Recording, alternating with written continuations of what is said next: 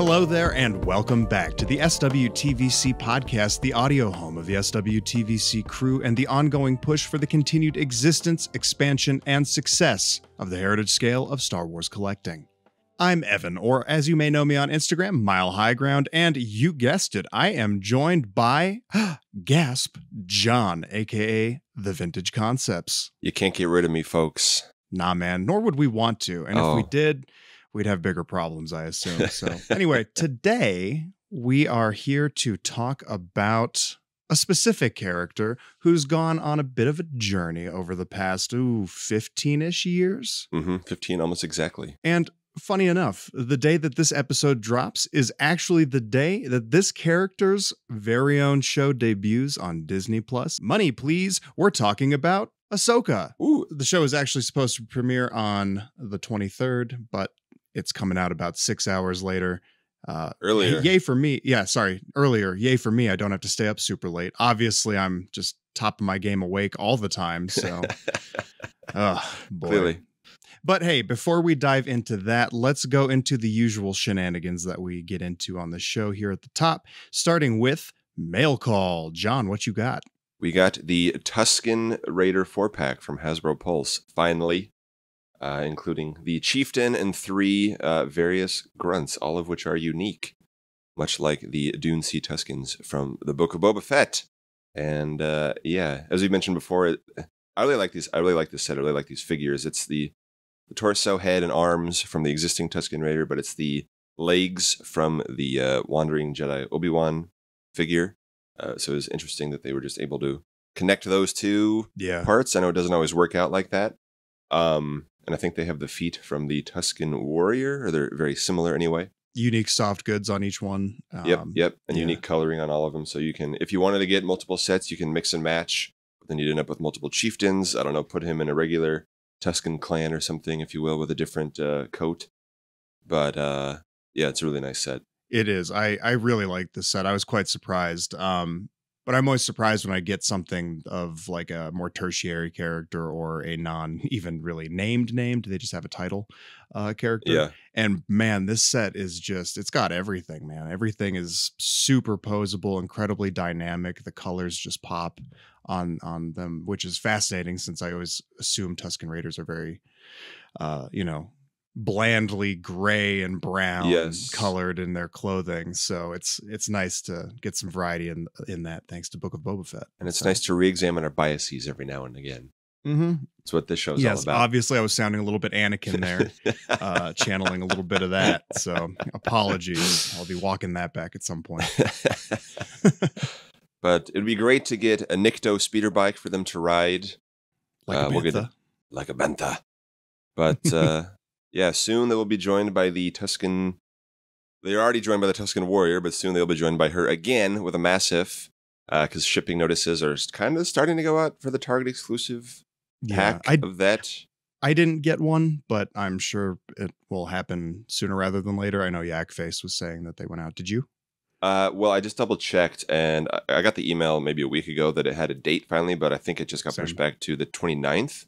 Of August. I thought it was supposed to be this upcoming week, but now it's next week. So, Target, up to your old tricks as always. Speaking of old and tricks, it's Boba Fett. Kenner Deco is finally shipping from Target. That's the first of the 3 repaints, and that's a whole different Book of Boba Fett in and of itself. But yeah, because those also had dates, and again, those are also pushed. I think one of them is September 10th now for me. One of them is August 29th. I have them all in hand. I'm kind of wondering if I should cancel, if I should keep them and then return, see if I get a better card than the ones I already have. We'll see what happens with that. Yeah, it's a mystery. We think it's always gonna. We think we can close that book of Boba Fett, and yet it keeps reopening. Yeah, whatever. The less said about it, the better. So let's talk about Boba Fett, not the Target figures, and I see here in the notes, John, that you said you just rewatched the show book. Yes, in anticipation of Ahsoka, I rewatched Mandalorian Season 2 and the Book of Boba Fett because she appears there. You'll be hearing about that later in the show. But I liked it better this time, knowing kind of the shape of it's got a very strange structure, as we all know. Kind of knowing what they're going for now, I appreciated it a little bit more. But there are still so many awesome designs that I would love to see as figures. And it's nice that we're finally, 18 months after the show is on, getting a decent selection of figures from it. So, rewatching it 18 months later helps to keep these figures feel fresh. Strangely enough, I don't know, maybe I would suggest that to you guys if you can stomach the mod scenes again. Yeah, it's nice to be finally getting. I see Chrysanthemum on my desk. I see the Tuscans. I see Tim just put up a review of the N1 Starfighter, which is arriving from import stock in overseas, I guess. But yeah, so it's nice to finally be getting a good selection of Book of Boba Fett figures in hand. Definitely. Tell that to the 16 of the Cobb Vanth Cad Bane Black Series sets that have been sitting at my Target for 2 weeks now. Oh, boy.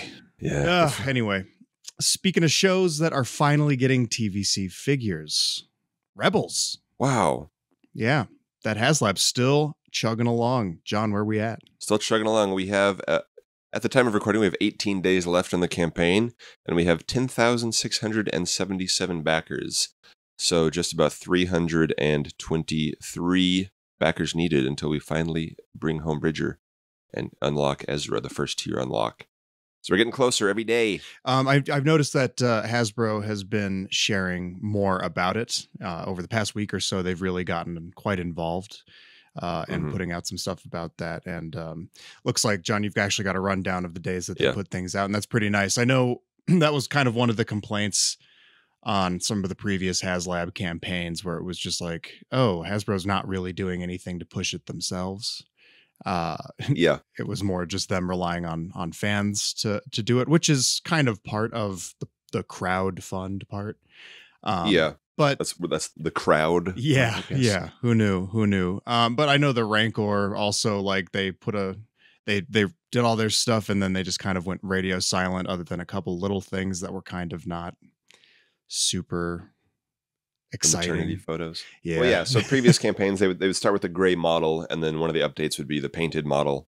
And we did actually. So this time we started with a fully painted thing, but we did get an actual painted model shots update this week, I guess. But before that, on August 10th, Emily of the Hasbro Star Wars brand team hosted a video looking at the figures that are or potentially will be included with this set, and they look awesome. Yeah, man. Of course, as we all know, Hera is coming with the set. Ezra is about to unlock soon, and then from there we can get to Kanan and Zeb at 14 and 17,000 respectively.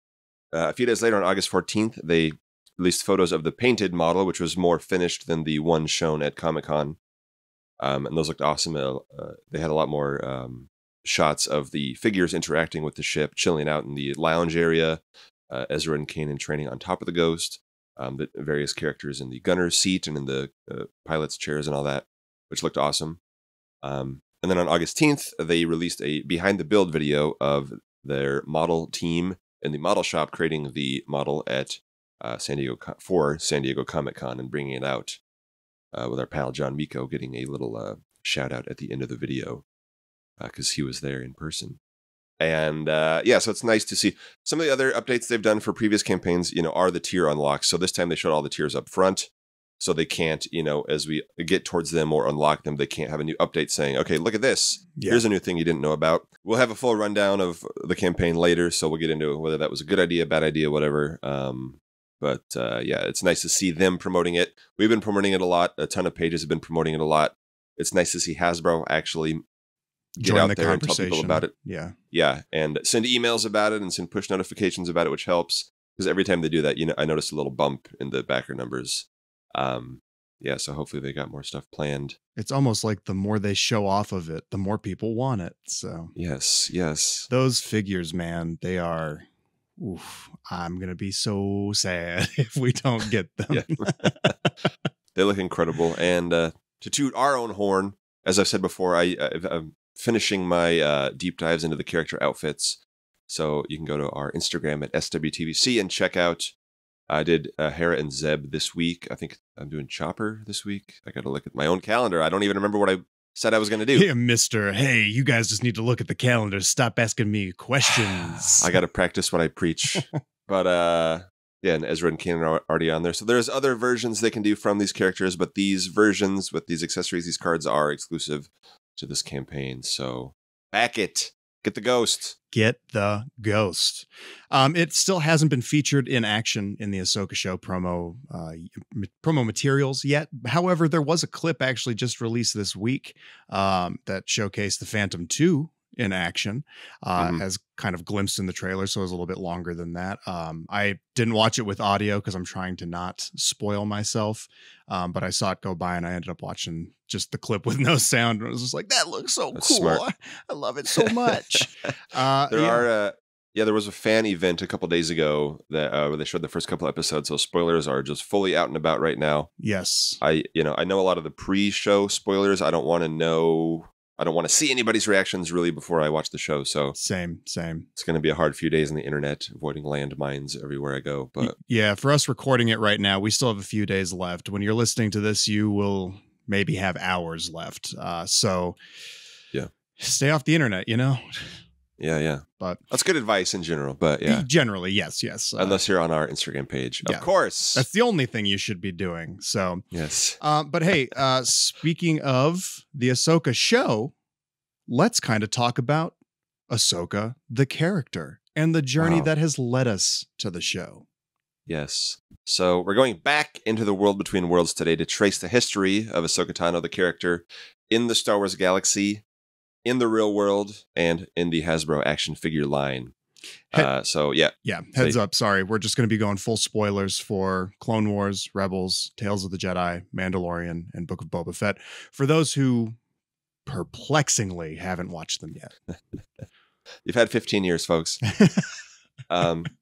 So Ahsoka was created by Dave Filoni and George Lucas for the Clone Wars. As we mentioned originally, it was going to be about a different group of characters. She was going to be a Padawan for a different Jedi, but George said, no, I want her to be Anakin's Padawan. And in that behind-the-scenes video recently, Dave was like, Anakin doesn't have a Padawan. And George was like, yeah, he does.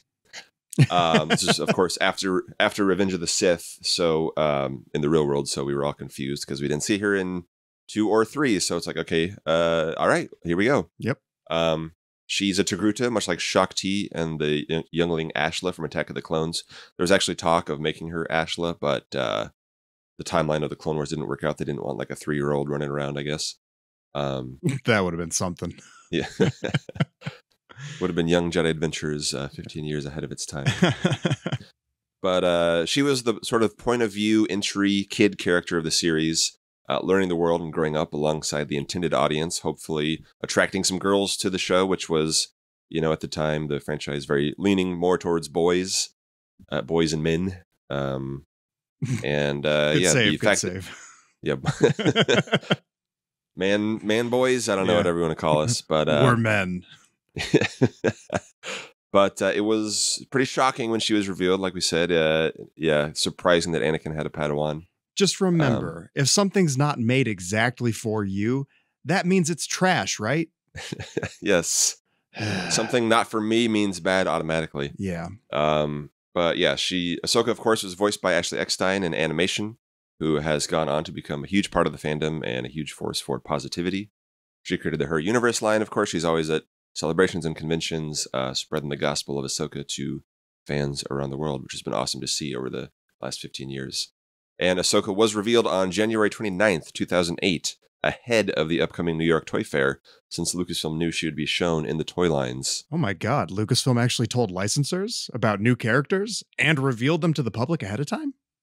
Imagine that. I can't.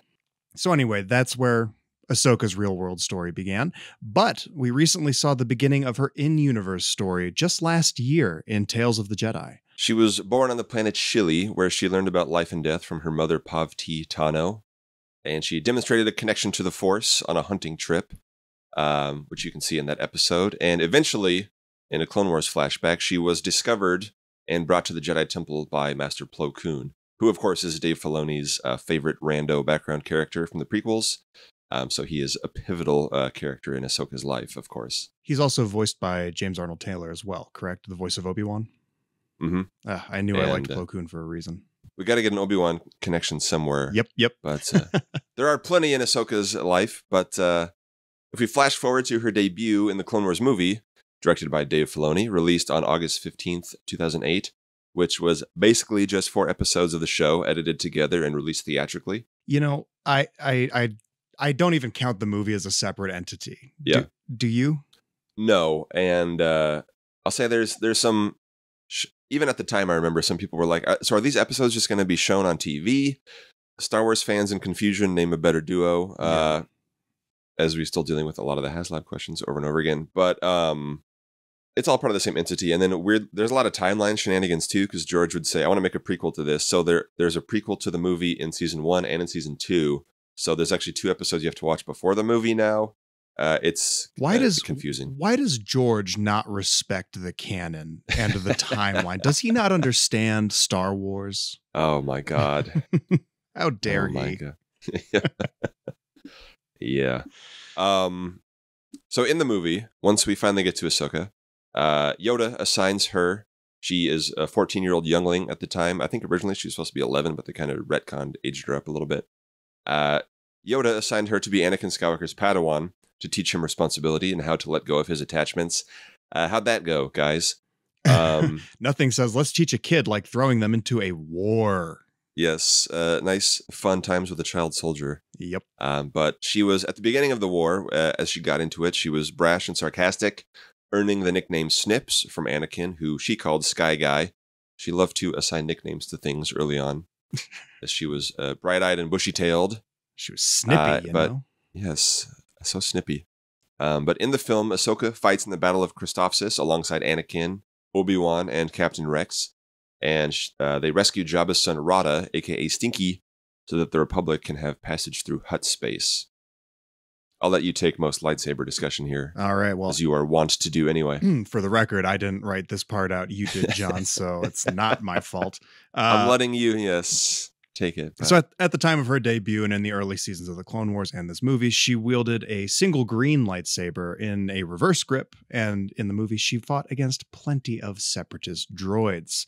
Hasbro actually has released her single lightsaber because it kind of maintained the same look throughout. Is pretty much the same lightsaber throughout, but just with different colors depending on the time. So, what was your reaction to Ahsoka when she first came out, John? Well, in general, to the Clone Wars movie, I guess it was a little bit of a different tone. It's lighter, more like Episode 1 and 2, as opposed to coming 3 years after the darker Revenge of the Sith. Yeah. So it was a little bit of an adjustment. Some of the battle droid humor was a little bit of an adjustment at first. Ahsoka giving nicknames was not maybe my favorite element of the series, calling him R2E and calling the droids stick tinnies and things like that. Yeah. And then I don't know if they put their best foot forward with, it was very early animation. And as I said before, one of the fun things about Clone Wars is, as you see the characters grow and the galaxy change, you see the animation grow and change too. And it gets better and better with every passing season. So the movie is a little bit rough around the edges.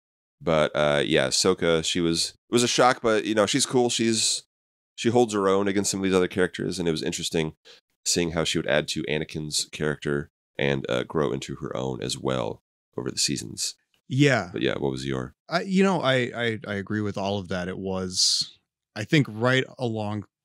I totally got the impression when she debuted. I was like, oh, so is this going to be a big thing for this show as we have it for however long we have it? Is how are they going to fit this in to Anakin's story that we saw in the films? Like, why was she never mentioned? All of that stuff. That was a big hang up point for me. I was kind of in that whole like, the prequels are meh. I was still in that edgelord kind of teens, late teens, early 20s kind of thing. Like, I don't like the prequels, even though I grew up with them and adored them. A little bit of self-loathing goes a long way. But it didn't help with stuff like R2E and the whole Sky Guy thing.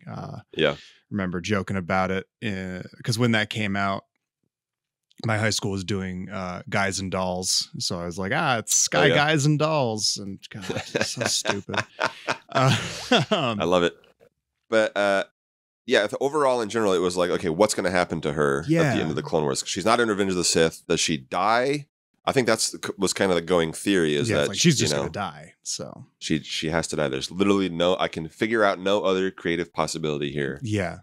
I don't know. I did actually, while I was annoyed by kind of how they wrote the character in those early days, I did find myself quite intrigued by the idea of Anakin being a teacher.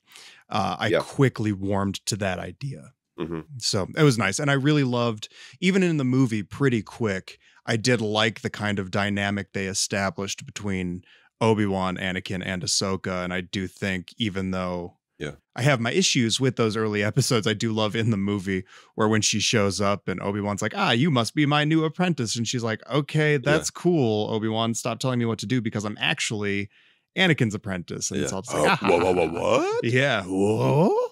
Because Obi-Wan had requested an apprentice, but he never got one in the series. And I always felt they could have maybe thrown one in there as another character. But to be fair, though, the Jedi Council was low-key having him just kind of keep tabs on both Anakin and Ahsoka to be their like grand mentor. Yeah. He was constantly having to worry about both of them doing wild shit. Yeah. So. Anakin would teach her how to follow the Jedi teachings, not teachings, their rules, but kind of flaunt them a little bit, do it in his own maverick kind of off-the-cuff sort of way. Yes, how to creatively interpret the Jedi dogma in a way that is a little more self-serving. That works for you a little bit more. Yeah.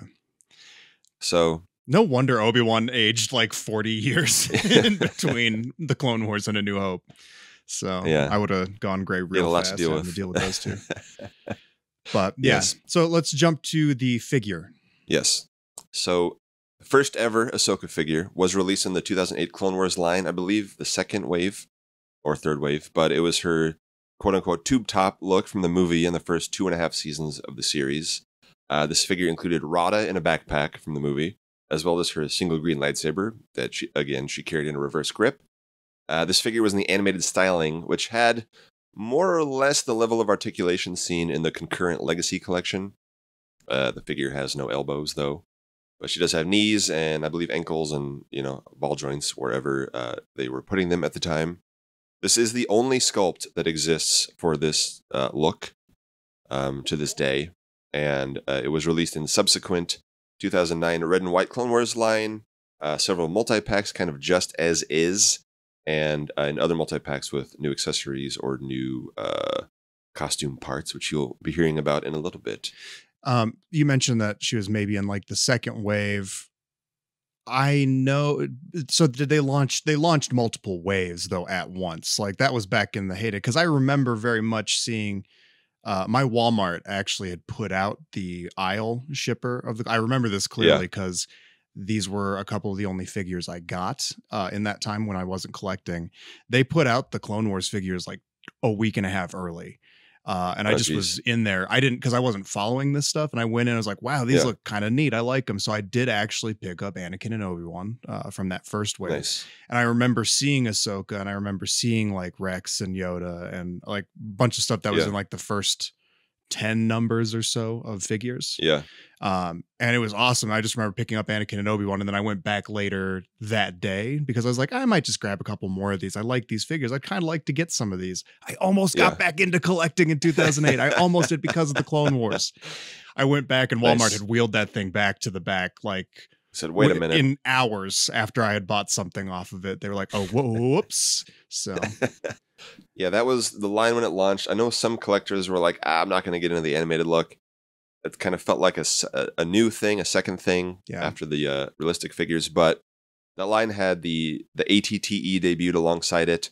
That debuted along the BMF, the Big Millennium Falcon, and the first wave of Legacy collection. That was an amazing time of the collection. But and then like I said, some collectors were not in on Clone Wars. I was all in from the beginning. And what aren't you all in on, John? That's true. Great question. But yes, so yeah, if you want to talk about season 1 a little bit. Well, I know we kind of talked a little bit leading up to it with the movie and kind of brought up some stuff from it, but season 1 did premiere shortly after the theatrical release of the glorified pilot. So it premiered on Cartoon Network a few months later on October 3rd, 2008. And throughout these first few seasons, Ahsoka followed Anakin on missions, including one where they had to recover the lost R2-D2. Yes, and you can commemorate this moment in the 2009 Ambush on the Vulture's Claw Battle Pack, which included the previously released Ahsoka figure, now wearing a poncho, because every Jedi needs to go undercover with a poncho at least once. And Ahsoka did it a lot with various ponchos. We will not be discussing all of them on the show. There are some cool ones, I will say. But yeah. We could do an entire episode just on ponchos. I'd love it. The poncho pod. Yeah, and at least half of it would be dedicated to Cal Kestis. Yes. See, the poncho trend continues to this day, and perhaps maybe even better than ever now. I'm here for it, man. I love ponchos. I'm mad at Antonio Banderas for not ever making good on his promise to go to fashion school and bring back capes and ponchos for men, because I want to wear ponchos and capes all the time. I hate life without them. God. Obviously, I'm all about the capes and ponchos. Oh, man. Not really, but I would be, you know. Yeah. Well, imagine walking into Walmart and doing a cape flip, you know? Yeah. That's a certain kind of guy that I don't, you know. Well, imagine it was cool. Yes. Yeah. I'm too close to that kind of guy anyway. So, throughout the first season, Ahsoka held her own against villains like Asajj Ventress and General Grievous. And towards the end of season 1, she led and lost several clone pilots in the assault above Ryloth, which was a big moment for her character growth, where she came face to face with the cost of war in a real way for the first time. This is where some of the nicknames and some of the snippiness started to kind of go away as she realized, oops, this is pretty serious stuff. It's interesting because throughout season 1 of Clone Wars, even though it was more aimed at the younger audience and more kid friendly, it did pretty quickly kind of go on that trajectory of maturing even throughout the first season, which you can see comparing the movie to the Ryloth episodes at the end. Yeah, and even the next step, because like the Ryloth arc is Anakin and Ahsoka in space, and then Obi-Wan leads the assault on land, and then Mace Windu is the finisher. But in the Obi-Wan episode, it has the clones Waxer and Boyle looking after Numa. She calls him Nera, a brother. But exploring some of these more things like, oh my God, these abandoned children of the war, what's left in the wake of, it's not all just fun and games and nice, fun lightsaber duels. And the first episode is that Yoda episode, Ambush, where it's just right out the gates. They're like, hey, so like the clones are all people with their own wants, needs, desires, personalities. Like they're all people. So every time you see one just die, yeah, you're going to care now. So it's going to hurt more than you thought it was going to. Yeah. But so in the Ryloth arc, Ahsoka flew a Delta 7B Jedi Starfighter, which Hasbro released in 2009. It was a repaint of the Obi-Wan and Anakin ships that had already come out. This also saw a Mission Fleet release in 2022. So Ahsoka's droid was R7A7, released in the so-called Shadows of the Dark Side animated line in 2010. And has also been available as a realistic figure in the Disney Parks Droid Factory parts bins. You got to put it together yourself. And again from Hasbro in the 2020 Celebrate the Saga Jedi Order pack of 5 POA figures. So it's a less articulated R7A7, but how articulated do you need R7A7 to be? Incredibly. I need him to have everything. Incredibly. He does appear throughout the series and even in Bad Batch, but we're not there yet. We don't really cover Bad Batch. Anyway, that's all. Let's jump into season 2, John. Yes. Thank you for keeping me on track. So in that season, early on, Ahsoka and Anakin faced off against bounty hunter Cad Bane. In order to protect Force-sensitive children, he was hunting for Darth Sidious. And the episode Cargo of Doom from that arc saw them fighting in space, in which Ahsoka wore a full-body jumpsuit, because all you need to be protected in space is a fishbowl on your head and some pink pajamas. It's so Buck Rogers, man. It's so serialized stuff. I love it. Love it. So Hasbro released that as a figure in 2009. It looked similar to her regular season 1 figure, but the pink hue of that jumpsuit was changed to a more accurate, show-accurate deep red 2 years later in the Cad Bane's Escape Battle Pack. In this season, she befriended fellow Padawan Barriss Offee in season 2, a much more by-the-book Jedi that contrasted with Ahsoka and Anakin's more improvisational style, let's say, with her master Luminara Unduli. And after the second Battle of Geonosis, Ahsoka and Barriss did some cleanup, and they faced off against Geonosian brainworms, which was commemorated in the 2012 Brain Invaders exclusive pack, supposed to be a Walmart exclusive, delayed, sent to clear out stores. I believe I got it either at Ross or Marshall's at the time, which, you know, Walmart was fumbling the bag over a decade ago. So that's good to see some things never change. Consistency is always comforting. Yes. So it was the same original season 1 Ahsoka figure yet again with Clone Trooper Scythe, I should have looked that up ahead of time. Scythe. Yeah. But, welcome to also another episode of the pronunciation game with Evan and John. Saying names you've only ever seen written out. But they included some brainworms to wrap around them. So that's sort of what makes the Ahsoka figure unique, as well as a DVD of the episode. Remember DVDs? I love DVDs. Yeah. But when it was on, it was on Cartoon Network, but I'd watch it on StarWars.com. They would also upload it there quite a bit. Back to the DVDs, they would release some episodes on DVDs, and then they would have, the full season sets on DVD. And some of them, they would kind of cut together the episodes as almost like a movie where they take the intros out. So they did that for the Maul arc from season 4, I remember, which was awesome.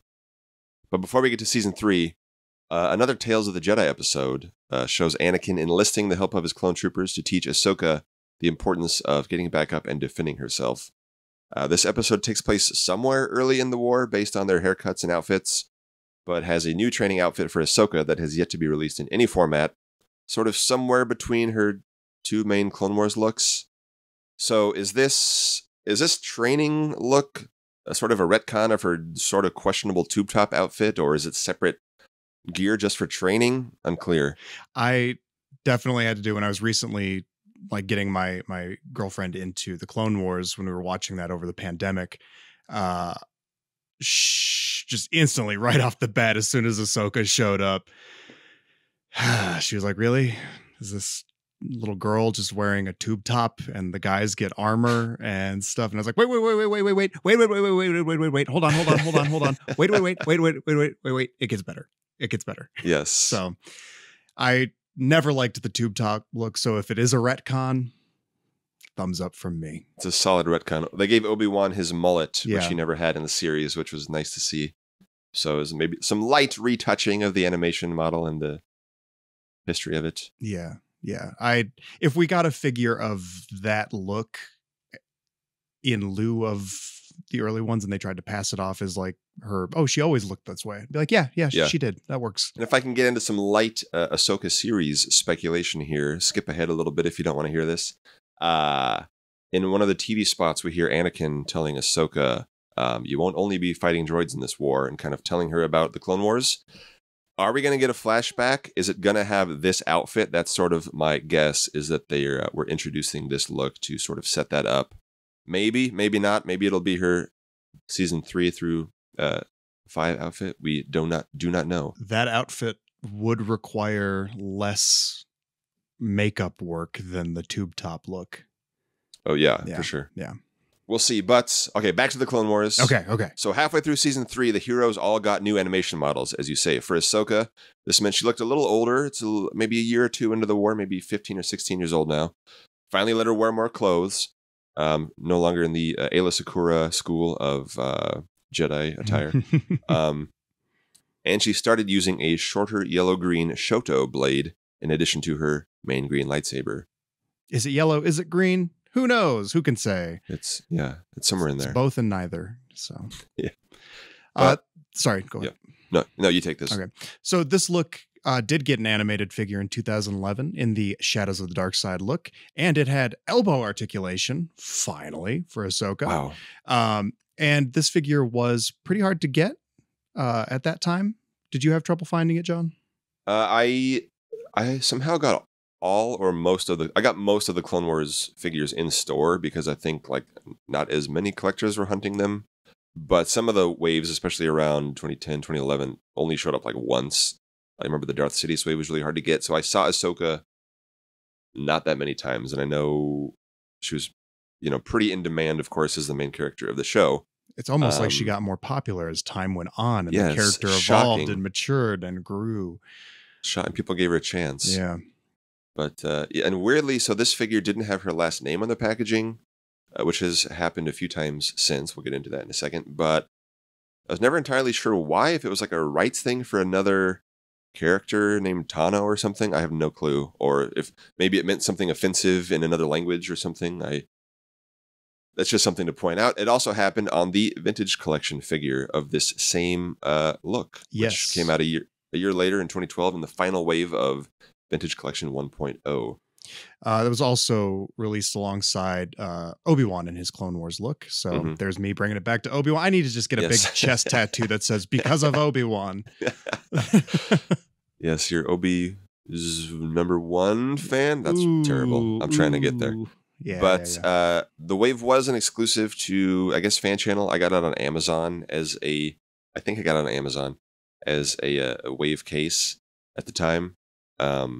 And it was going for upwards of like $600 to $800 a few years ago. We've talked about it before. Yeah, it was pricey. And you know what? Just for the record, that is not a figure I spent over $100 on when I was going back and filling in my collection. It was one of the first ones I went for when I was like, I'm going to collect carded TVC back in like 2018 and 2018. And I got one, I think, for like $85.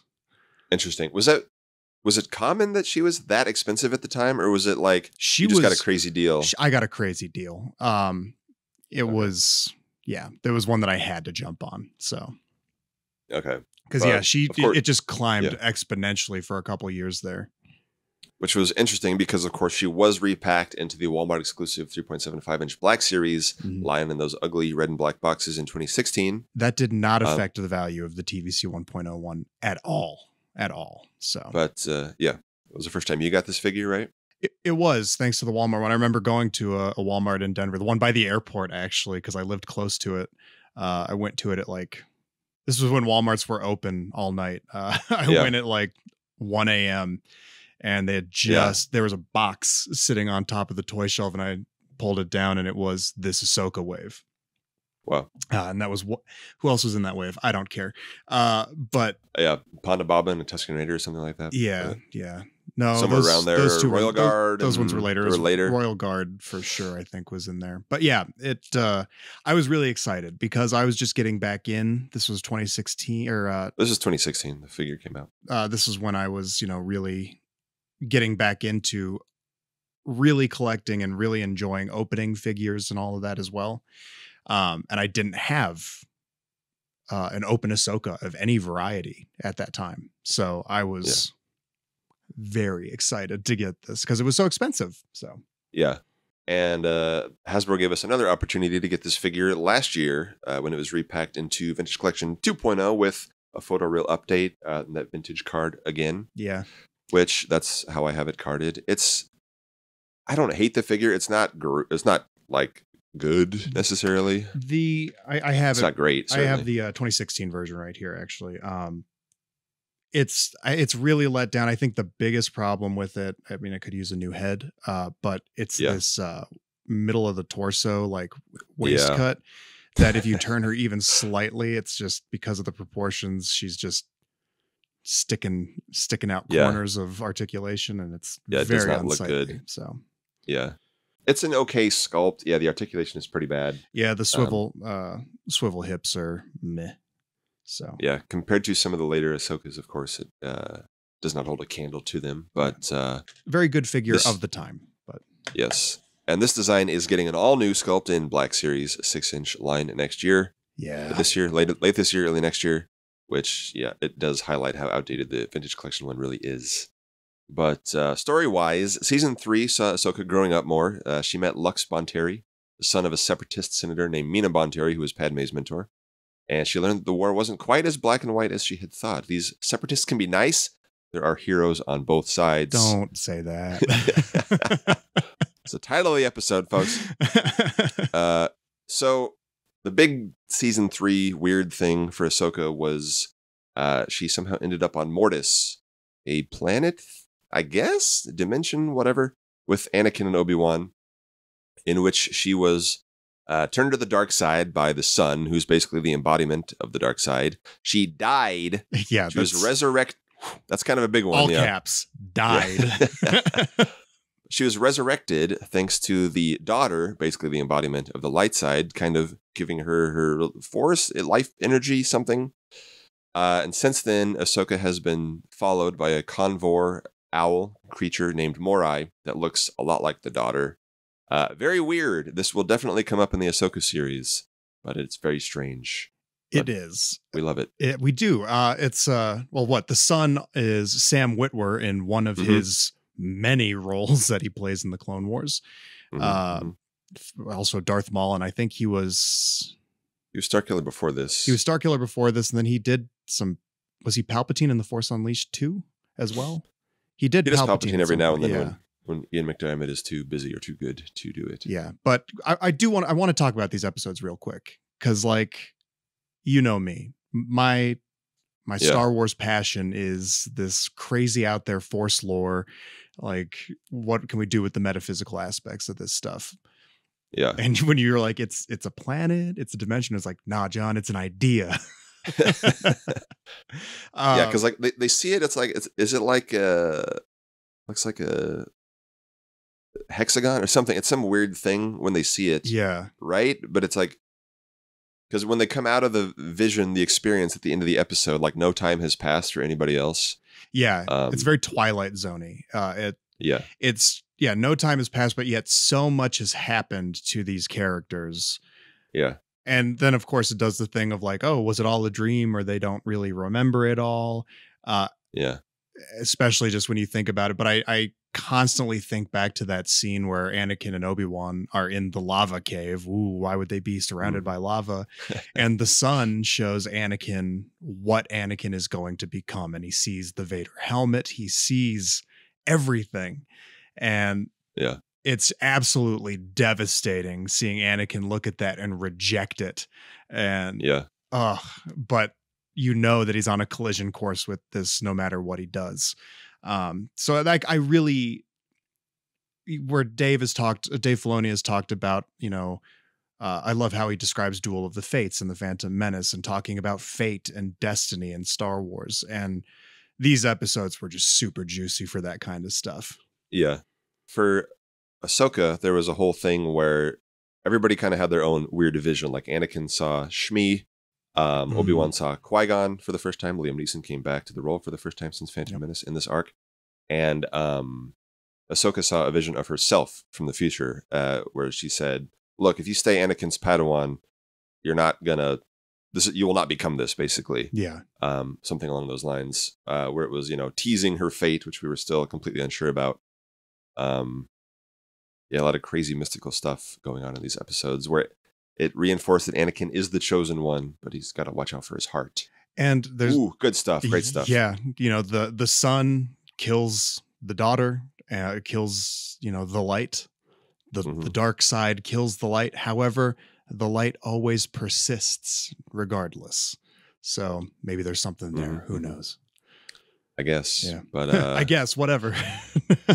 I guess, I don't know. Maybe they'll get into it more in the Ahsoka series. Who knows? Yeah. But sorry for derailing. I absolutely love those episodes. I know they're kind of controversial. I know some folks hate them, but that's everything in Star Wars. Yeah, I don't care. So, but on the figure side of things, if we can get a little spooky scary real quick, when Ahsoka turned to the dark side briefly, she had the same animation model, but had a lot of spooky scary blue veins all over her face, which could maybe that'd be a fun Halloween repaint or something.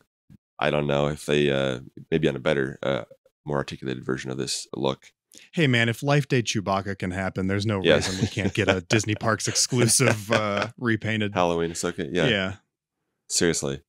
But on a character note, at the end of season 3, another important thing that happened was she was kidnapped by Trandoshan hunters, and she had to team up with other Padawans, along with a certain famous Wookiee, in order to survive, which showed that she could indeed survive on her own now without Anakin's help, thanks to the training that she had gotten over the last few years of the Clone Wars. Yeah.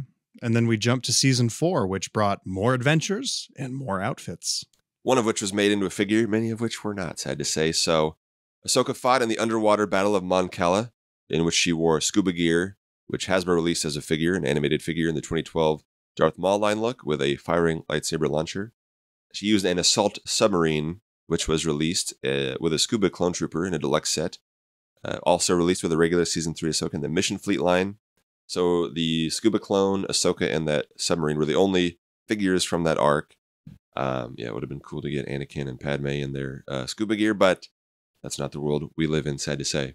This was kind of when they were winding down on it. There's not a whole lot from season 4 and beyond. Right. Okay. Yeah, because one of the things, with animated shows, they get the big kid audience, and then they kind of age up alongside the kids, and some kids say, I had enough.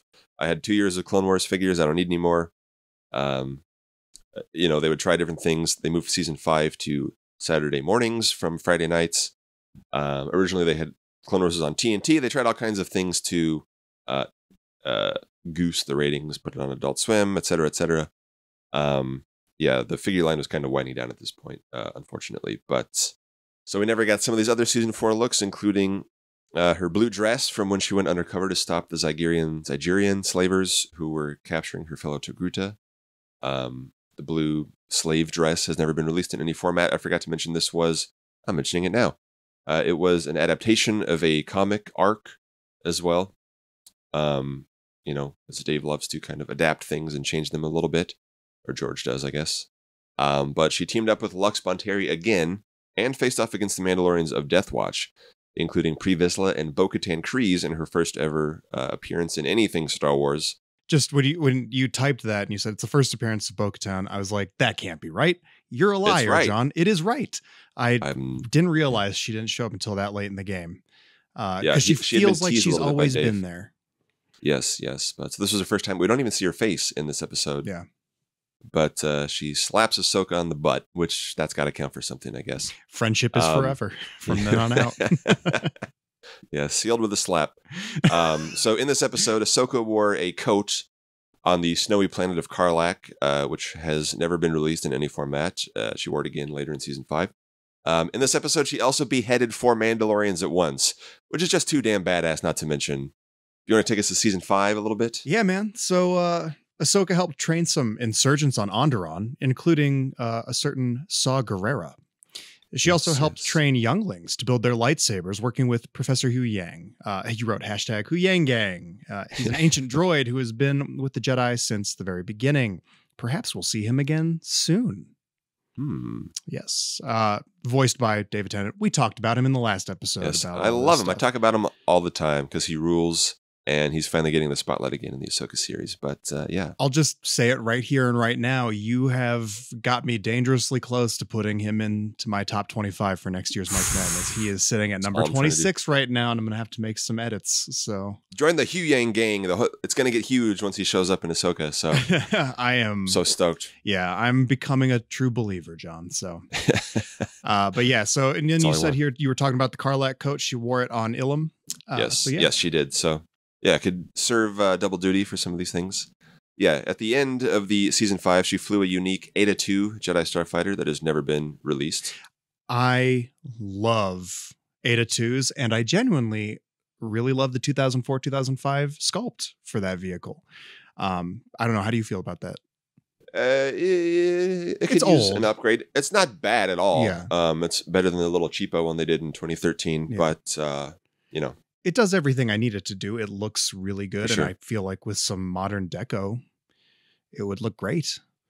Yeah. So it could fit a droid in the socket a little bit better, but I would like them to re-examine that, how to put droids in there. But yeah, I don't know. I would be pretty happy if they just did any and all repaints they could offer in TVC with modern deco of that, to get a bunch of Eta IIs out. I know that exact Eta II was released in Vintage Collection in 2012, I want to say. It was for as Obi-Wan. Obi-Wan's Jedi Starfighter. I would at least like Anakin's, but Ahsoka's is incredible. I love that vehicle in general. Give me all of them, please. Yeah. And Ahsoka flew a unique one in that same arc at the beginning when they're attacked by buzz droids and Ahsoka has to save him. Yep. One final mission together with her master, I guess, because in this arc, the final arc of its Cartoon Network run, Ahsoka was framed for a bombing at the Jedi Temple. Yep.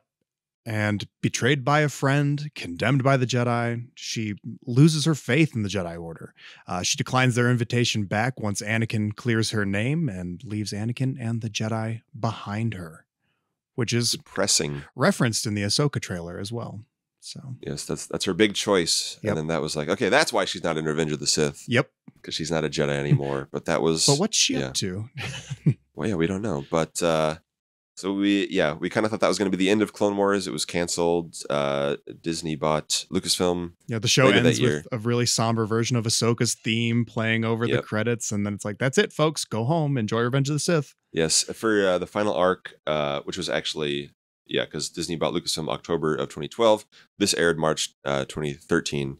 But yeah, the final arc had the great Kevin Kiner did the music for the entire run of the series, and got the a real live orchestra for this final arc, which makes it all sound even better. So good. So good. I love that arc. Mm-hmm. And then they did finish up some extra episodes for a brief shortened season 6. The Lost Missions. On Netflix, where Ahsoka only appears very briefly in one of Yoda's visions when he sees the ruination of the Jedi. She kind of calls out to him, but that's the only Ahsoka content you get. Well, not entirely true. They didn't finish this up, but the the Crystal Crisis on Utapau episodes that were not finished, they were released as completely a separate thing. From what we're talking about, but yes, it's not true from a certain point of view. From a certain point of view, but that kind of deals with I think Anakin and Obi-Wan have a discussion about Ahsoka leaving the Order, and we get a little bit more of how Ahsoka leaving affected Anakin. Yes. You don't see her, though. So you don't see her. No. So there was some stuff in the real world in between, but we're going chronologically story order here, folks. So bear with us for a minute.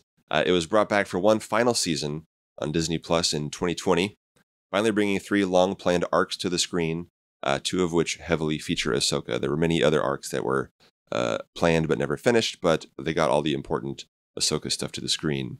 So the second arc was the Martez sister arc. I know. But features Ahsoka kind of making her way in the Coruscant underworld and making some new friends and getting caught up in some nasty business with the Pikes. We see her in a new costume, that walkabout jumpsuit sort of thing. And since she's no longer a Jedi, she's lightsaberless and having to rely on her skill and cunning to get out of these situations. She is then tracked down by Bo-Katan Kryze and the Night Owls as they need help toppling Maul, who has returned to wreak havoc on Mandalore, which leads to the final arc, the long-awaited Siege of Mandalore. Yes, which we had known about, but it was first mentioned in content by Rex in Season 2 of Rebels, and again in a Ahsoka YA novel, which we've mentioned a little bit before. Where Bo-Katan and Ahsoka, they're teamed up, they go to the Republic for help retaking Mandalore at such a critical time in the Clone Wars, when the Republic is spread thin enough as it is with the Outer Rim sieges.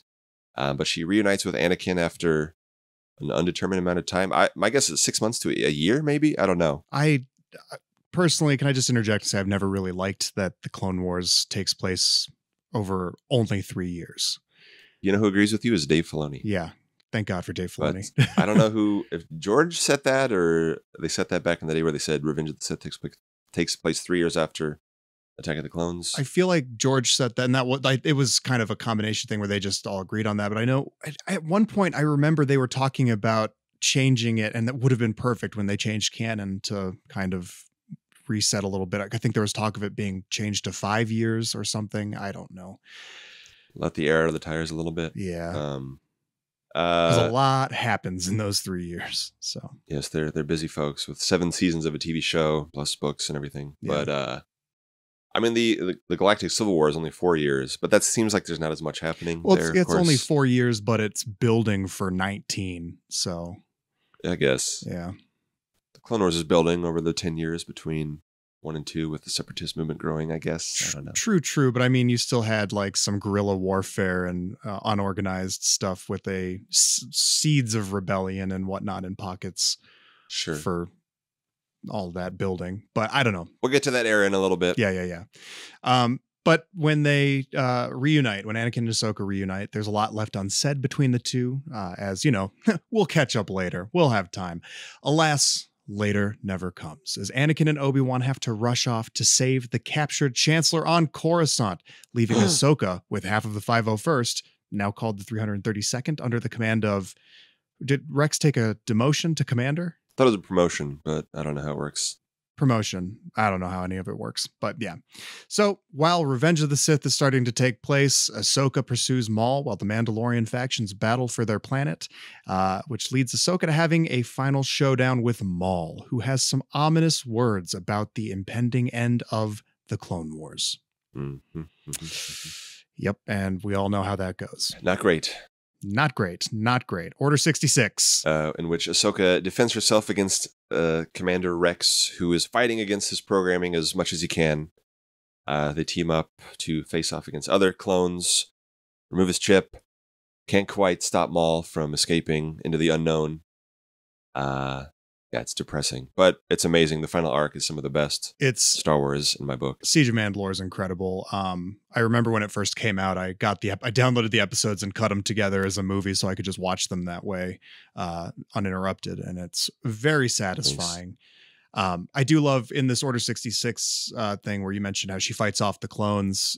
She uses the same technique that we then saw in going back a little bit to that Tales of the Jedi episode that Anakin was training her to fight off against an insurmountable amount of enemies. So yes, which is a cool way to connect them. And then you see even a little bit of the Order 66 scene when she and Rex are about to go out to face Jesse and all the clones. Yep.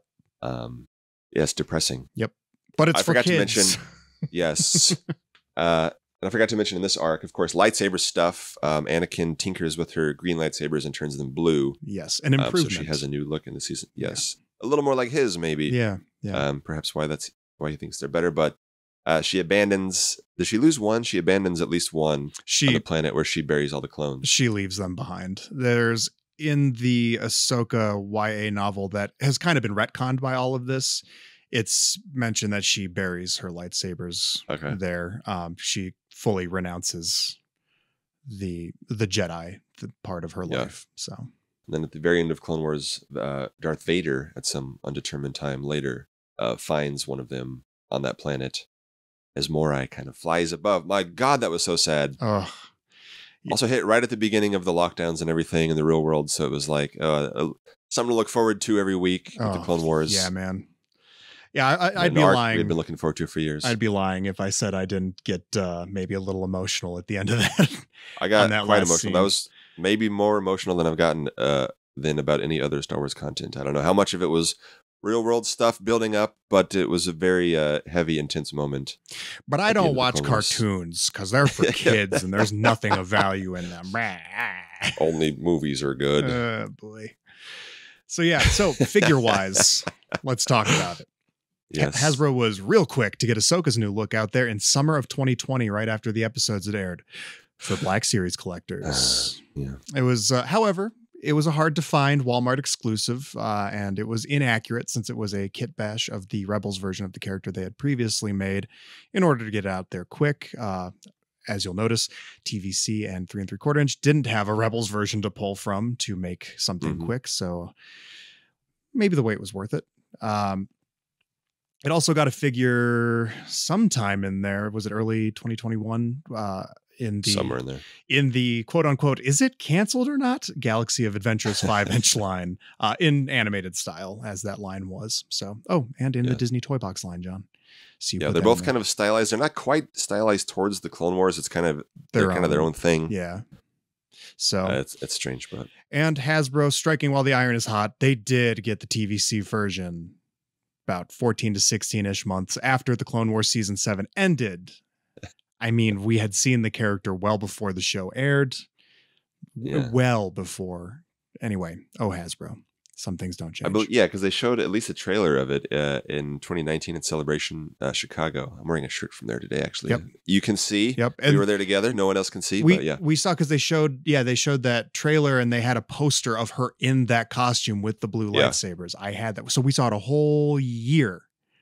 Yeah. We saw it 13 months before the show aired. Yeah. I forget when. Yeah. Something like that. Yeah. But it's a great figure, though. It is. It's worth the wait, I guess. I would say so. It's one of my favorites. It has the only issue really that I have with it is that it has the pre-2022 ball joint hips, which are not quite as good as they are nowadays, but everything else is amazing and perfect. The sculpt is a little more on the animated side than it's not like just a young Rosario Dawson or whatever. Live action version, similar to how they had done, earlier Clone Wars figures were modeled on Hayden and Ewan and Tamura, but this one's kind of more cartoony. I don't know. Yeah. It looks fine overall. And give her an Island Journey Rey cloak to really complete the really sad, bittersweet ending of the Clone Wars. Yes, a lot of people did that, especially when that Rey hit Ollie's after never hitting Walmart as a Walmart exclusive. Bringing it full circle to that and full circle to the poncho because she had one last cloak in the Clone Wars, which she did wear again in the final episode of Tales of the Jedi. Yep. Which was post-war Ahsoka trying to live a more simple life on, did they name the planet, or am I a bad fan for...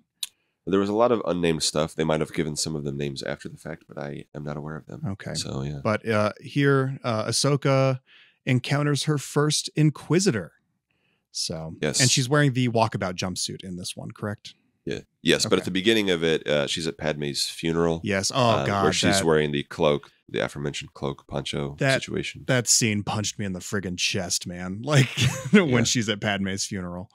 Bail Organa is like, why did you come here? It's like, because she was my friend. Oh, my God. Dave, you're ripping my heart out. You find new ways to rip my heart out all the time. I love you for it. Yeah, not to be that guy, but yes, Dave Filoni and the Clone Wars and all this stuff around the Clone Wars really, not that it needed to be done, but for me personally, it kind of rehabilitated how I felt about and how I contextualized the prequels. Did a lot of work to really make me come back around to loving that story in that era. So love to hear it. Yep. I loved it the whole time for the record, but it did not that did any better or any worse. I loved it when I was a kid. I really did. And I had to go through that whole like edgelord, like, the original trilogy is the only Star Wars for me. Like, I get it. Yeah. Several of our compatriots are still there to this day, but God bless them for it. But I opened my heart. Yes. And I just became a blubbering mess many times in the years since. All the better for it. And I love you for it. I know a lot of people went through this similar journey with Clone Wars because, a lot of the stuff that's in the prequels maybe, was teased out a little more clearly, a little more cleanly in a story. The way the war changed the galaxy and everything and plunged it into darkness. Maybe on a character level for Anakin, some of the stuff worked better, kind of slowly seeing his turn to the dark side instead of over the course of just one movie. I don't know, but I love it. And great addition to the Star Wars canon. Some of my favorite Star Wars overall in the Clone Wars for sure. And continuing on some of the great additions to the canon and some of my favorite Star Wars. Yes. Let's move on to Rebels. Yes. Ahsoka lives. Ahsoka lives. Yes. That was the rallying cry at the time. Yep. Dave, when he came out with the question mark somewhere in Rebels. Anyway, 15 years after the end of the Clone Wars, Ahsoka works as a spy for the fledgling rebellion under the codename Fulcrum. Fulcrum's identity was teased throughout Season 1, but finally revealed to be Ahsoka in the Season 1 finale on March the 2nd, 2015, 2 years to the day after we saw her walk down those steps away from the Jedi Order, away from Anakin. So nobody had any clue what her fate was at that time in the real world until we saw her come down those steps. And then the question then became, so she has to die before A New Hope, right? Yeah. Right. Yeah, clearly. She sidestepped disaster, so... So she's got to die again, right? Yeah. But now she's wielding 2 white lightsabers. The first time we've seen white lightsabers in, I was going to say live action, canon, but anyway. In action. Yes. And those are, and it's explained again, going back to the YA novel. I don't think it's really touched on anywhere else, but it's the Kyber crystals from the Inquisitor that we saw her defeat in Tales of the Jedi. She purifies those crystals and makes them into white. So by cleansing them, because Darksiders bleed their crystals to make them red, she heals it. They become white. And now she has her white lightsabers. So yes, which she still carries to this, not this day, but throughout the rest of her appearances. I don't know, man. It was a long time ago, but Ahsoka could still be out there today. Yeah. She's always constantly getting into hijinks. She survived a lot. So yes, so while she's not the focus of Rebels, throughout Season 2, she learns that Anakin is still alive as Darth Vader. Yep. She meets and works with the Ghost crew, including fellow Jedi in training, Kanan Jarrus and Ezra Bridger. Reunites with Captain Rex, Commander Rex, whatever he is now. She kicks some serious Inquisitor ass, and she finally has her fateful rematch, her duel with Darth Vader. Yep. And talked about that a lot on the last show. Yeah, that's at the Season 2 finale, Twilight of the Apprentice, which is amazing. But the outcome of that duel, we see the walls kind of close on them. The outcome of that duel was left mysterious for 2 more seasons. We kind of see Ahsoka walking into a temple at the end on Malachor doing something. We're not really sure. But we're not quite, like, is she disappearing? Is she, is that her spirit? Is that what's going on? But the outcome of that duel was left mysterious for 2 more seasons, and then it got even more mysterious. Yep. So following on the wackiness of the Mortis arc, the world between worlds on Lothal, the planet where most of Rebels takes place, of course, it's sort of a nexus point of the Force that connects the future, the past, old friends long gone, as Yoda would say if you couldn't tell that was trying to be Yoda. That's good. Oh, I like that. Connects them all through a series of portals, or doors as they're called in the series. So Ezra sees Ahsoka dueling Vader, which was maybe like 2 years ago in the timeline of the story. He sees that duel happening through one of them. And because he can't let go of his master Kanan, who just died, he pulls Ahsoka out to save her, to save someone, and learns that you really shouldn't do that with Kanan as well. So yeah. As they're in there, Darth Sidious, Emperor Palpatine, has been looking for a way to get into the world between worlds. He's got his Imperial goons working on it. But he sees Ahsoka and Ezra in there. They fend him off and they split up. Ezra tells Ahsoka, "When you get back, come and find me." Ahsoka says, "I will, I promise." She goes back to Malachor to go on her journey. Again, were we ever going to see that again? We had no idea at the end of Rebels. Totally mysterious. Dave, you love to keep us hanging on this character's journey every couple of years. Yep. But the figure, we talked about it last time on the Rebels episode, only got a 5 POA animated figure in the 2015 Force Awakens line, in a 2-pack with Darth Vader to reenact their duel. Yep. So go dig into that 90-minute ramble after you finish this one. And yeah, Black Series got an all-new realistic take on that figure, on that look in 2016, which was reissued with photoreal in 2020. Then, in the Rebels epilogue, which takes place some nebulous time after Return of the Jedi, Ahsoka flies in her T6 Jedi shuttle to meet with Sabine Wren, the Mandalorian, on Lothal, who has been protecting it for some time. She's looking at a mural of her fellow Ghost crew members, which should now be familiar to any vintage collection collector backing the Ghost. Ahsoka has a new outfit with a white cloak and a staff very reminiscent of Gandalf, who Dave Filoni loves to compare her to. In voiceover, Sabine says, "Ezra's out there somewhere, and it's time to bring him home." There's a whole thing. Ezra defeated Grand Admiral Thrawn, went off into space somewhere, God knows where.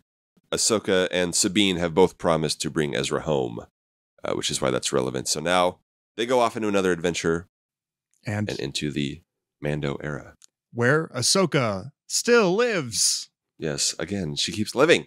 So Ahsoka appeared in live action for the first time in The Mandalorian Season 2, Chapter 13, The Jedi, directed and co-written by Dave Filoni on November 27th, 2020. This time she's played by Rosario Dawson. Yes, and the character's on the planet Corvus, facing off with the cruel magistrate Morgan Elsbeth, who has information Ahsoka wants to know. Where is Grand Admiral Thrawn? And Morgan Elsbeth serves him in some way. Perhaps her people were massacred in the Clone Wars. This is relevant for the show. She has been working with the Imperial war machine since then.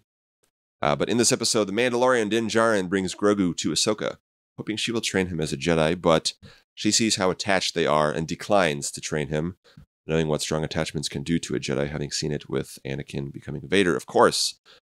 And does this take place before the Rebels epilogue? We don't really know yet. I would assume so. I don't know. I'm inclined to agree with you, just since she's not in the white robe yet. Yes, but I think this will all be clear. We'll touch on that in a minute, maybe. So I hope. Or yeah. Because now she's got a new outfit, which is actually similar to what she's wearing under the Rebels' white cloak. Mm-hmm. But she wears back to the poncho. She wears a gray cloak poncho throughout this, and she doesn't have the staff yet. Correct, but she's still got those sick ass white lightsabers. Can I just have just want to do a quick digression, not necessarily just about Ahsoka, but a real world connection to the Mando stuff. So Morgan Elsbeth is played by Diana Lee Inosanto. And I think I've told you about this before. When I was watching that episode with my mom back in 2020, she was like, that face looks really familiar when Elsbeth popped up on screen.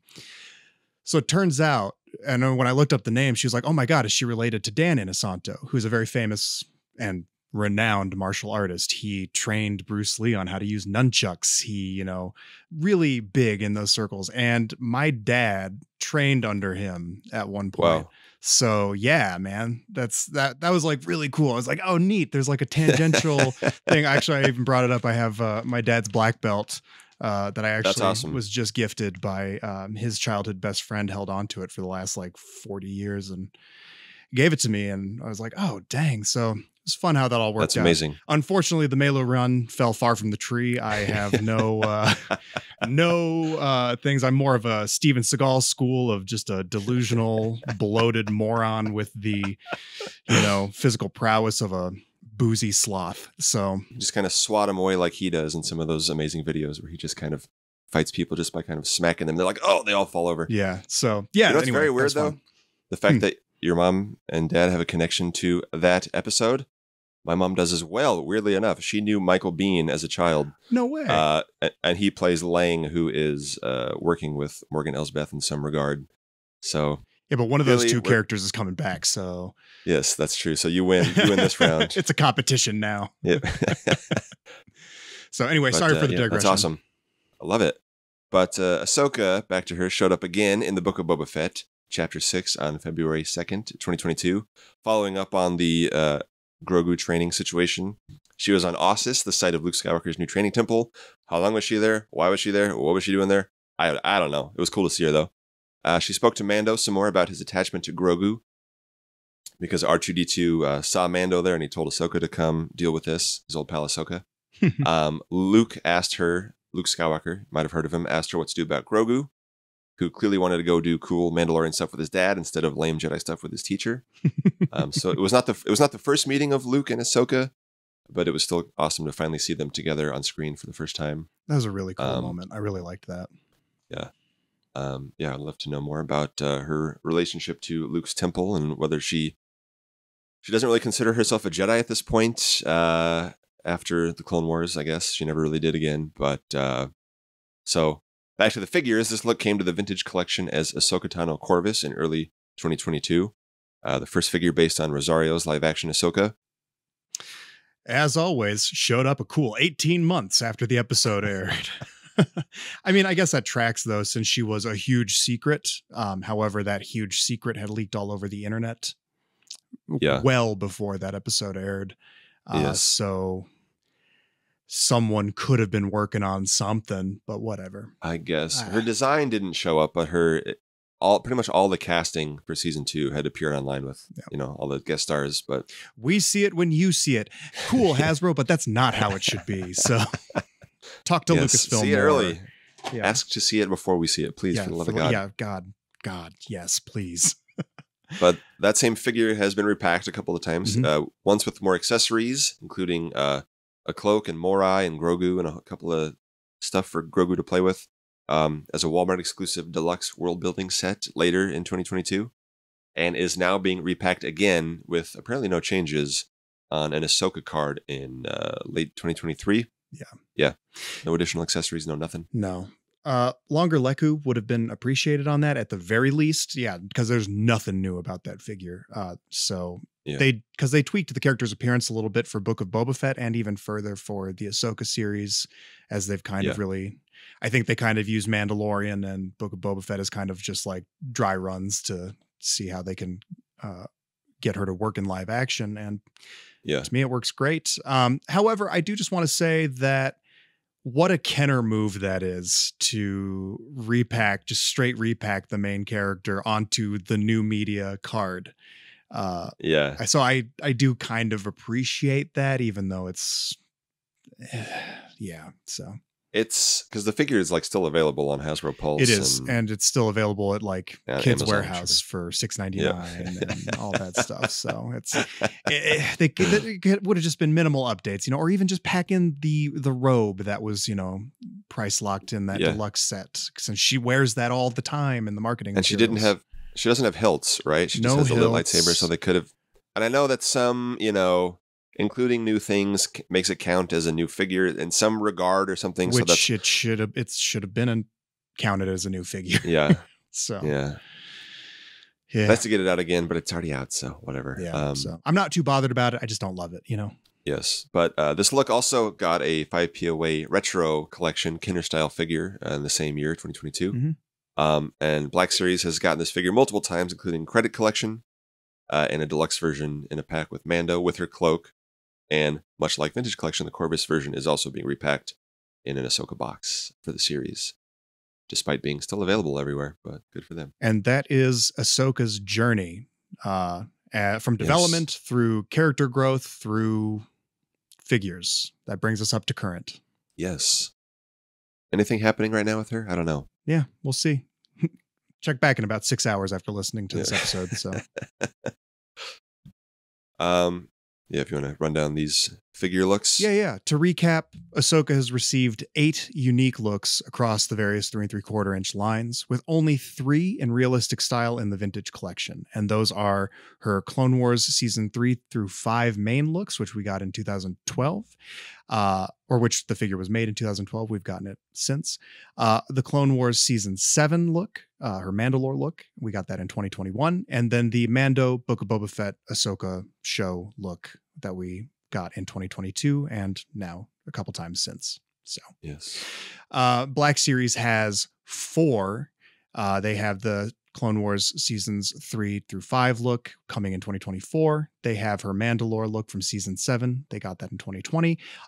They have the Rebels look that they got in 2016. And they also have the Mando Book of Boba Fett and Ahsoka look that they got in 2022 as well. So fairly balanced, except they have the leg up on 1, having the Rebels version, and 2, a new modern standard Seasons 3 through 5 look that makes ours look kind of rough in comparison.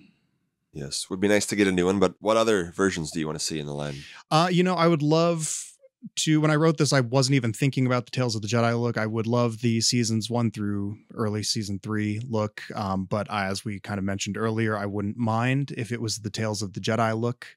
To they're sort of sunsetting that look. Yeah, the tube top look, because that look never really worked for me on any level. It just doesn't make a lot of sense. Never liked it. I wouldn't hate an all new Seasons 3 through 5 one, since she spends a majority of her screen time in that outfit. Would love that. I would love to see her citizen, her jumpsuit from the Walkabout that we saw in Season 7 of Clone Wars and then Tales of the Jedi. And of course, the big one being her look from Rebels. I would love to be able to do the Malachor scenes. I would, be very happy with that. So #get the ghost. Especially now that the World Between Worlds door, so to speak, is opened to Rebels figures in Vintage Collection. Finally. Yes.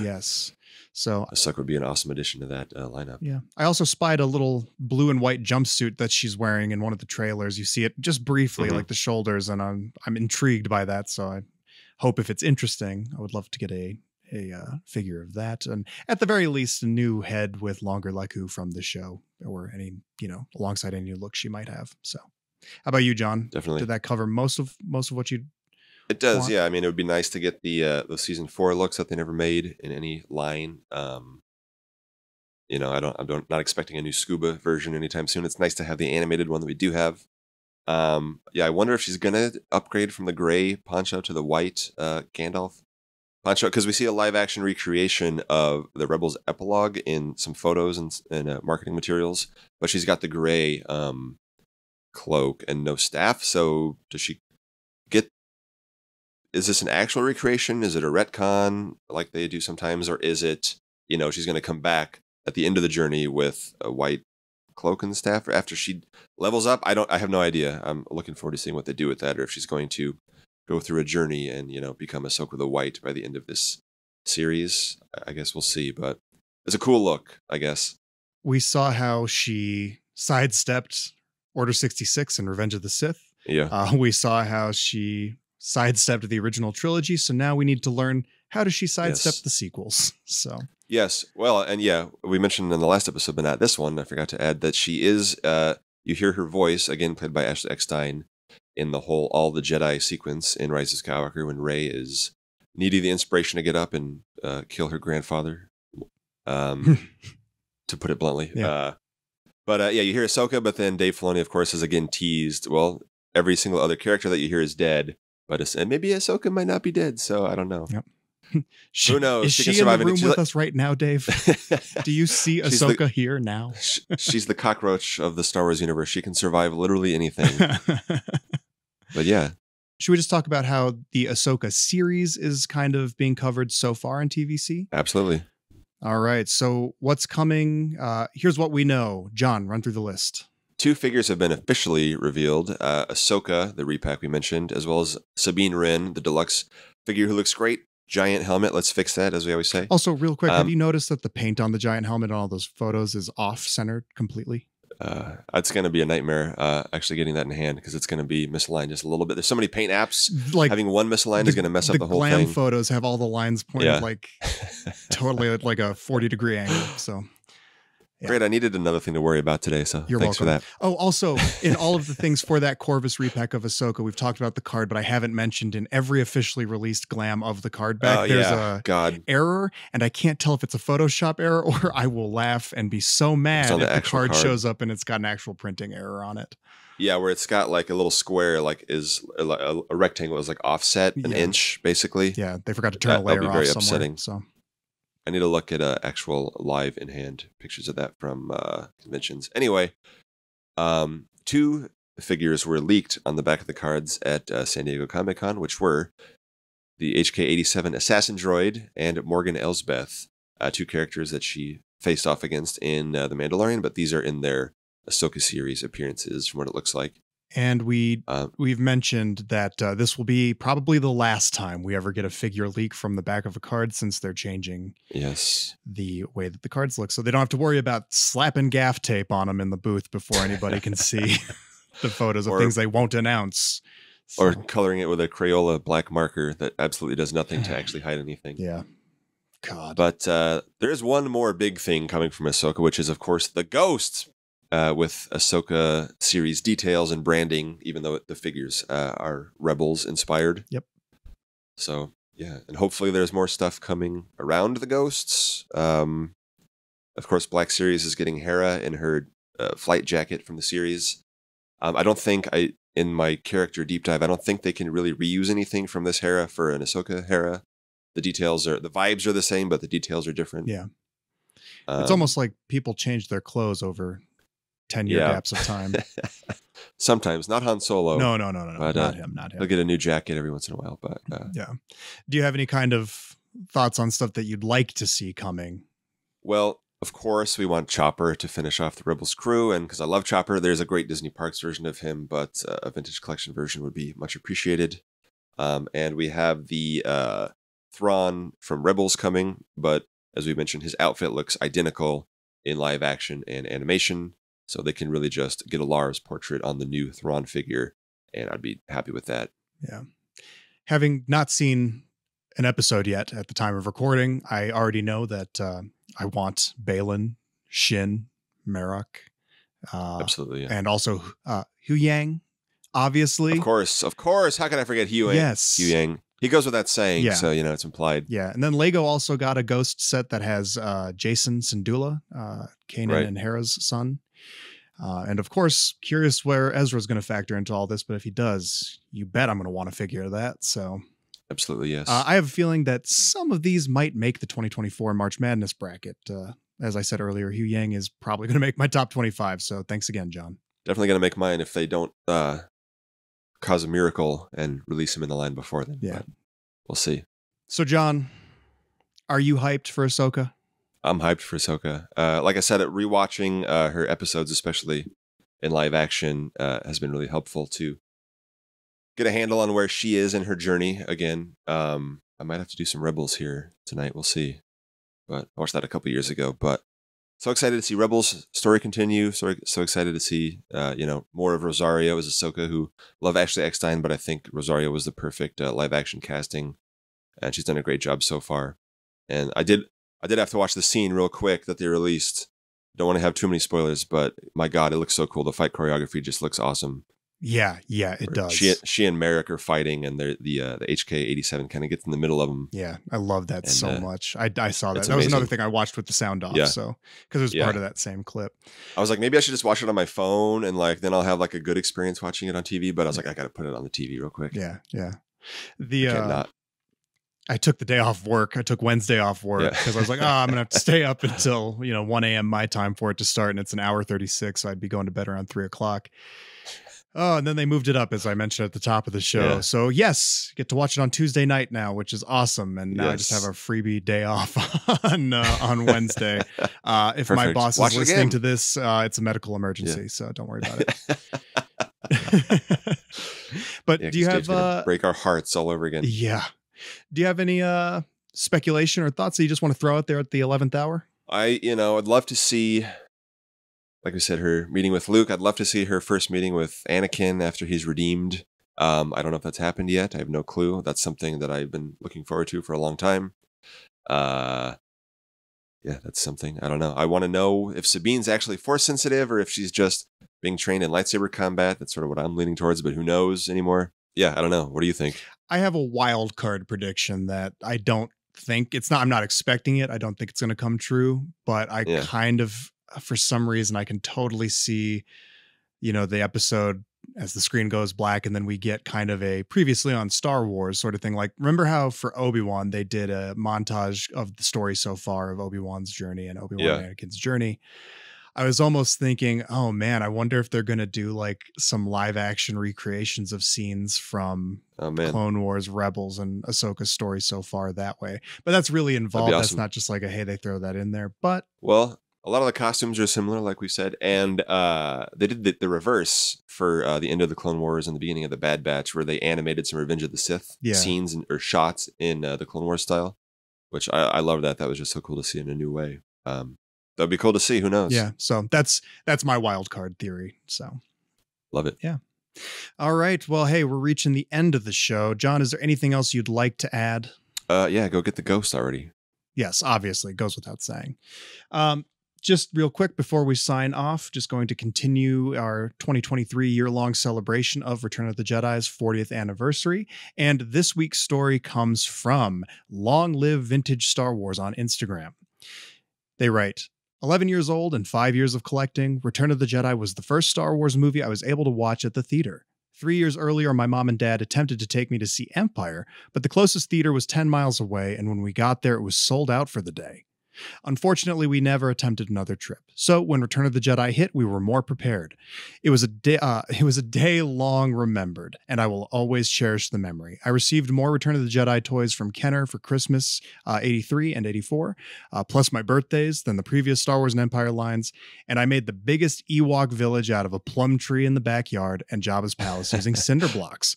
It was sad when 85 came around and Star Wars dried up, but my memories will always be there, and I restarted collecting again in 1995 and have never let up. Long live Star Wars.